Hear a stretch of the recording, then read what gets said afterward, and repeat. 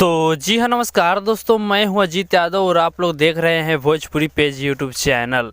दोस्तों, भोजपुरी सुपरस्टार खेसारी लाल यादव का एक और धमाकेदार बोल गाने का ऑफिशियल पोस्टर को जस्ट अभी लॉन्च कर दिया गया है, जिस गाने का नाम दिया गया है भोला संगे फोटो। जिस गाने को खेसारी लाल यादव जी गाए हुए हैं और इस गाने को कृष्णा बेदर्जी जी लिखे हुए हैं जी।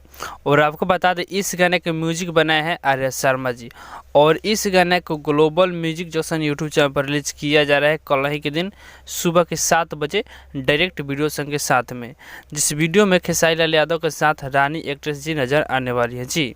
तो आप लोग तैयार रहेगा इस गाने को सुनने के लिए। तो कितने भाई बेकरार है इस गाने को सुनने के लिए, हमारे कमेंट बॉक्स में कमेंट करके ज़रूर बताइएगा। बाकी वीडियो अच्छा लगा हो तो इस वीडियो को लाइक से कर दीजिएगा और हमारे चैनल पहली बार आए तो चैनल को भी सब्सक्राइब जरूर कर लीजिएगा ताकि खेसारी लाल यादव का आने वाला हर अपडेट सबसे पहले आपके पास पहुँचे।